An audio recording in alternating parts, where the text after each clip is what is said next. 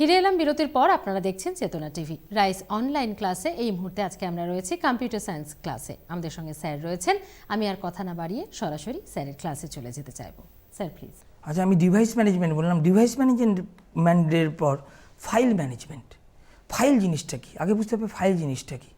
File হচ্ছে, ধরে নাও particular আমরা কোনো জিনিস যখন তোমার কম্পিউটারে স্টোর করে রাখি, কোনো ফাইল ফরম্যাটে স্টোর করে রাখি, তার মানে দেখো এখানে ফাইল স্টোরেজের যে ব্যাপারটা বলা হয় যে ইনফরমেশন যে স্টোর করা হয়, information are stored in your computer in the form of file. তাই জন্য দেখবে তোমার কম্পিউটারে বিভিন্ন রকমের ফাইল হয়। যেমন কিছু ফাইল হয় অটোমেটিক এক্সিকিউট করে, সেগুলোকে আমরা এক্সিকিউটিভ ফাইল বলি, যেমন ব্যাচ ফাইল .bat.exe। আবার তোমাদের কিছু মিউজিক ফাইল হয় যেমন .mp3, ক্লিয়ার। আবার ভিডিও ফাইল হয় .mp4।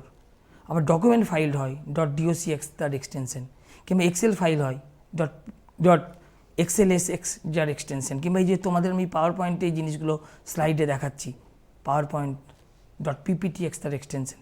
বিভিন্ন রকমের ফাইল হয়। তাই ফাইল হচ্ছে একই ধরনের জিনিস পার্টিকুলার কম্পিউটারে রাখা হয়, যাতে সেগুলোকে আমরা আমার দরকার মতো আমি স্টোর করি, আমি দরকার মতো আমি রিট্রিভ করি, এবং দরকার মতো আমি যখন দরকার হয় সেটাকে আমি ডিলিট করি কিংবা আপডেট করি, ক্লিয়ার।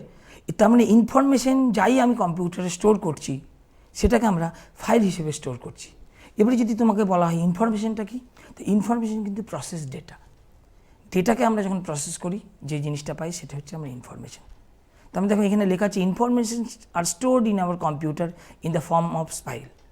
এই ফাইলটাকে ফাইল ম্যানেজমেন্টে কী হয়, এই অপারেটিং সিস্টেম ফাইলটাকে অর্গানাইজ করা হচ্ছে, স্টোর করা হচ্ছে, যখন আমার দরকার হচ্ছে আমি সেটাকে রিট্রিভ করছি, সেটাকে আমরা নেমিং করছি কিংবা রিনেম করছি। ফাইলটাকে আমার দরকার পড়লে আমি শেয়ার করছি, কিংবা ফাইলটা কাকে কতটা শেয়ার করতে পারবো। এরম অনেক সময় ফাইলকে কিন্তু অনেক রকমভাবে শেয়ার করা যায়। হয়তো আমি কাউকে ফাইলটা দেখতে দিলাম, যে ফাইলটা কেবল সে দেখতে পাবে, কিন্তু ফাইলটাতে সে কোনো এডিট করতে পারবে না, বুঝতে পেরেছ? আবার কেউ কি করছে যে ফাইলটাকে সে ডিলিটও করতে পারবে আবার এডিটও করতে পারবে, সেটাকে আমরা বলি অথরিটি অফ ফাইল। এই ফাইল অথরাইজেশন ও দেওয়া যেতে পারে with the help of operating system, যেটাকে আমরা বলতে পারি ফাইল ম্যানেজমেন্ট। এবারে এই পার্টিকুলার একটা ফাইল, এই ফাইলটা কোন রিসোর্স কিংবা পার্টিকুলার কোনো লোক কতক্ষণ দেখতে পাবে এবং কখন দেখতে পাবে, সেটাও কিন্তু ফাইল ম্যানেজমেন্টের সাহায্যে ম্যানিপুলেট করা যায়। আর আরেকটা কাজ কি, আরেকটা হচ্ছে অ্যালোকেট অ্যান্ড ডিঅ্যালোকেট করা। এই পার্টিকুলার একটা ফাইল, মনে করি একটা পার্টিকুলার ফাইল, একটা পার্টিকুলার কোনো ফাইলকে আমি কোনো রিসোর্সের জন্য অ্যালোকেট করছি। তার মানে ধরে নাও তুমি তোমার কম্পিউটারে গান শুনছো, তো পার্টিকুলার ফাইলটা ও গানের জন্য ফাইলটা হয়তো 3 মিনিটের গান, তার মানে 3 মিনিট ওই ফাইলটা অ্যাক্সেস করতে হবে, তবে তুমি গানটা শুনতে পারবে। তো ফাইলটা হয়তো গান শুনতে শুনতে ফাইলটাকে যদি আমি ডিলিট করে দিই কিংবা ফাইলটাকে বন্ধ করে দিই, গানটা কিন্তু থেমে যাবে। সেটাই বলা হচ্ছে allocate and allocate of the resource. তারপর যতক্ষণের জন্যে পার্টিকুলার একটা প্রসেস চলবে ততক্ষণের জন্য কিন্তু একটা ফাইল অ্যালোকেট করা হবে, বুঝতে পেরেছো? তারপরের কাজ কি, তারপরের কাজ হচ্ছে সিকিউরিটি। ফাইল ম্যানেজমেন্টের পর কাজ হচ্ছে সিকিউরিটি। এই সিকিউরিটি ও কিন্তু অপারেটিং সিস্টেমের সাহায্যে দেওয়া যায়। কেমনভাবে সিকিউরিটি দেওয়া যায়? তোমার কম্পিউটারে দেখবে তুমি যখন তোমার কম্পিউটার অন করছো, অন করার সঙ্গে সঙ্গে তুমি তোমার কম্পিউটার ইউজার নেম কিংবা পাসওয়ার্ড দিয়ে রেখেছো। তারপর তোমার ইউজার নেম আর পাসওয়ার্ড দিয়ে তুমি কিন্তু এন্ট্রি করতে পারবে। তারপর তোমার ইউজার নেম আর পাসওয়ার্ড যদি আমি না জানি আমি কিন্তু এন্ট্রি করতে পারবো না। এইটাকে বলি আমরা অথেন্টিকেশন, ক্লিয়ার। এই যে ইউজার নেম পাসওয়ার্ড চেক, এটাকে বলি অথেন্টিকেশন। তার মানে অপারেটিং সিস্টেমই কিন্তু আমাদের অথেন্টিকেট করতে সাহায্য করছে। এবং আরও অনেক রকমভাবে অথেন্টিকেট করা যায়। ধরে নাও পার্টিকুলার দূরের কোনো কম্পিউটারকে তুমি অ্যাক্সেস করতে চাইছো, দূরের কোনো কম্পিউটারকে অ্যাক্সেস করতে চাইলেও সেখানেও কিন্তু ওএস অথেন্টিকেট করে দেয় যে পার্টিকুলার যে ইউজার, সেই ইউজার অ্যাকচুয়াল ইউজার না ফেক ইউজার। আর কি, আর সিকিউরিটিতে আর কি হয়, যখন অনেক ডিসিমিলার প্রসেস একসঙ্গে কাজ করছে, একটা প্রসেস যেন অন্য একটা প্রসেসের সাথে কোলাইড না করে, সেটাও কিন্তু সিকিউরিটির কাজ, ক্লিয়ার। এরপরে চলে আসি সিকিউরিটির পরের কাজ হচ্ছে কম্পিউটারের the control over system performance. যে সিস্টেম পারফরমেন্সটাকে কন্ট্রোল করা, এইটাও কিন্তু কাজ করে তোমার অপারেটিং সিস্টেম।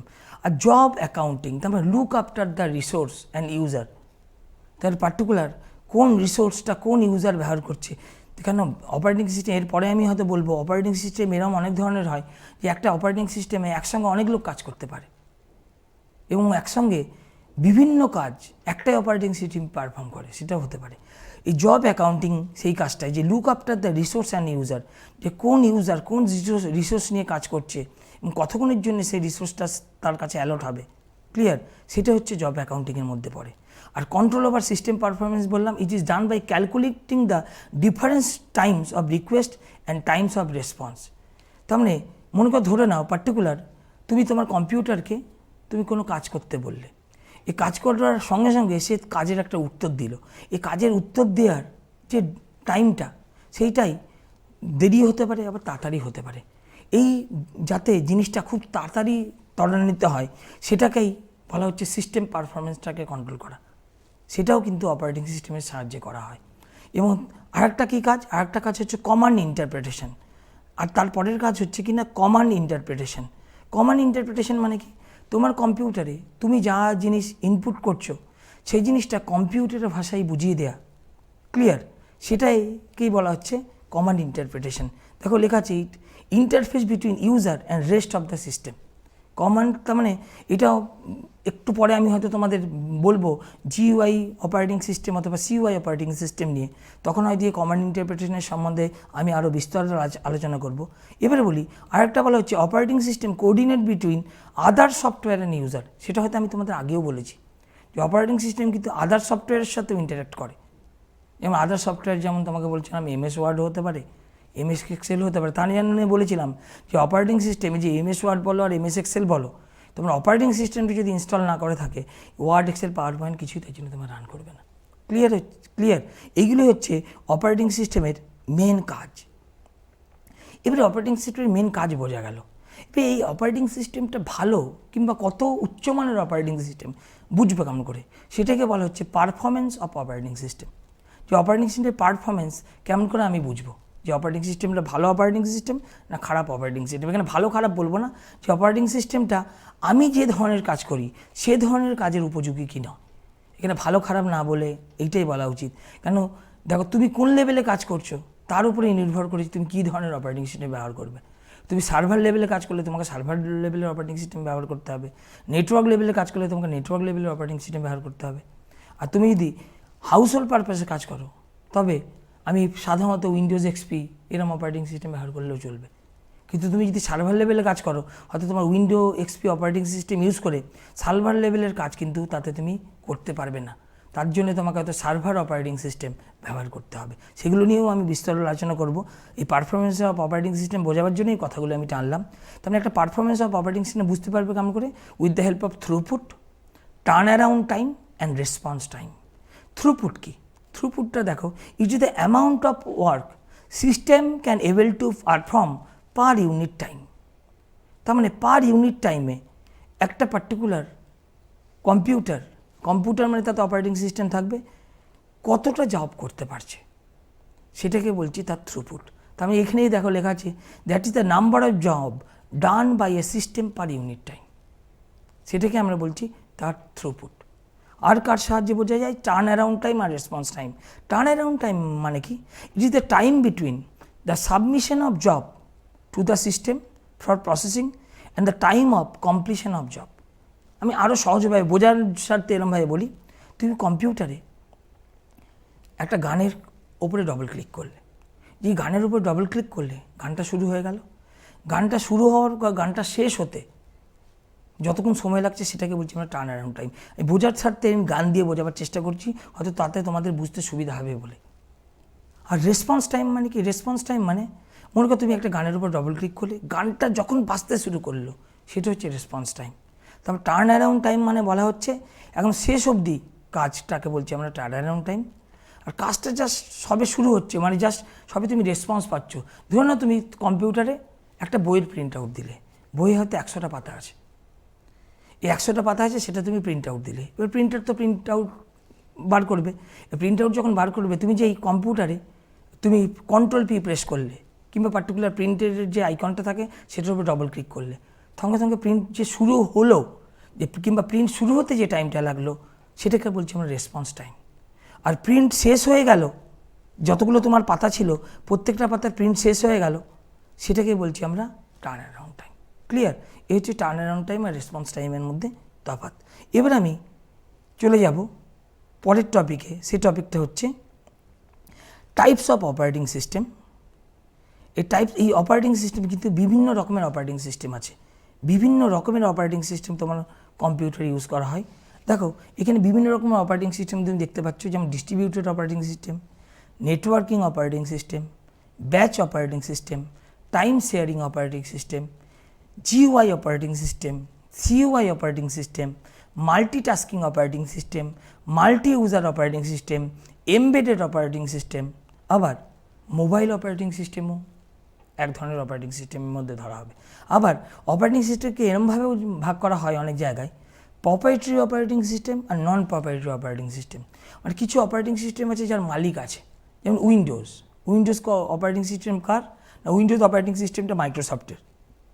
এগুলোকে বলি আমরা প্রপাইটারি অপারেটিং সিস্টেম। আবার কিছুকে বলি আমরা নন প্রপাইটারি অপারেটিং সিস্টেম, যেমন লিনাক্সটাকে বলি আমরা নন প্রপাইটারি অপারেটিং সিস্টেম। নন প্রপাইটারি অপারেটিং সিস্টেম এই কারণে বলি, তার জন্য আমি এরমভাবে ডিফাইন করতে পারবো যে কিছু অপারেটিং সিস্টেমকে বলা হয় ওপেন সোর্স অপারেটিং সিস্টেম, আবার কিছু অপারেটিং সিস্টেমকে বলা হয় ক্লোজ সোর্স অপারেটিং সিস্টেম। এগুলো এই প্রপাইটারি, নন প্রপাইটারি আর ক্লোজ সোর্স অপারেটিং সিস্টেমের মধ্যে একটু রিলেশন আছে। আমি বলবো না পুরোটাই রিলেশন আছে। যেমন ক্লোজ সোর্স অপারেটিং সিস্টেম কাকে বলে আর ওপেন সোর্স অপারেটিং সিস্টেম কাকে বলে। যেমন লিনাক্সকে বলি আমরা, Linux is an open source operating system. Open source operating system এই কারণে বলি যে লিনাক্স অপারেটিং সিস্টেমের সোর্স কোডটা ফ্রি। তুমি যদি পার্টিকুলার সোর্স কোড কাকে বলে, দেখো এখানে আবার একটা নতুন টার্মস অ্যাড করলাম, সোর্স কোড।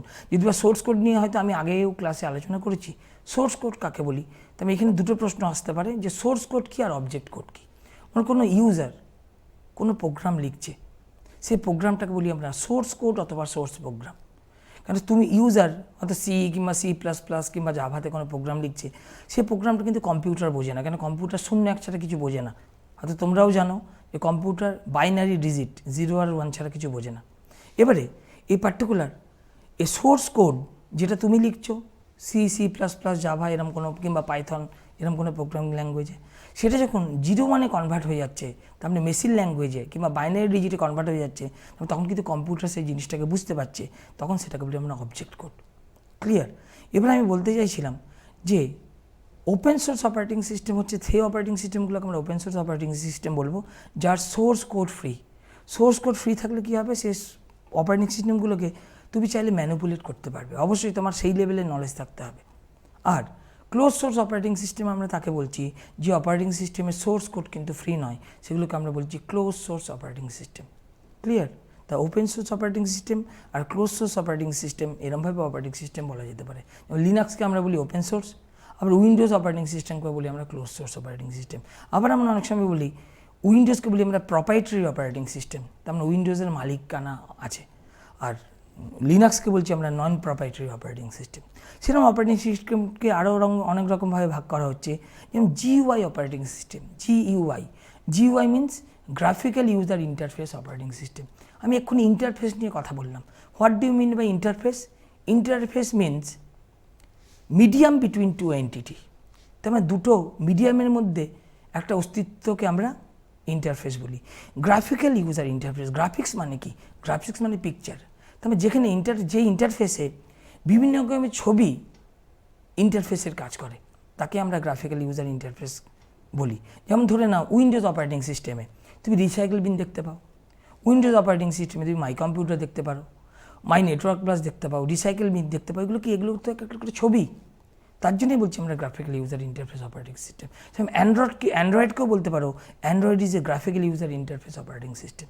কারণ অ্যান্ড্রয়েডে দেখবে তুমি বিভিন্ন রকম যখন ইনস্টল করো বিভিন্ন রকমের অ্যাপসগুলো কিন্তু ছবি আকারে আসে, সে হোয়াটসঅ্যাপই বলো আর ফেসবুকই বলো। তবে হোয়াটসঅ্যাপের ওপরে যেই তুমি টাচ করো হোয়াটসঅ্যাপটা ওপেন হয়ে যায়, কিংবা ফেসবুকের ওপরে যেই তুমি টাচ করো ফেসবুকটা ওপেন হয়ে যায়। এগুলো কিন্তু একটা ছবি। ক্লিয়ার? তার জন্য বলছি graphical user interface operating system, যেখানে বিভিন্ন ছবি ইন্টারফেসের কাজ করে থাকে। ক্লিয়ার? এবার এই graphical user interface operating system থেকে তোমাদের অনেক রকমভাবে পরীক্ষায় প্রশ্ন এসছে।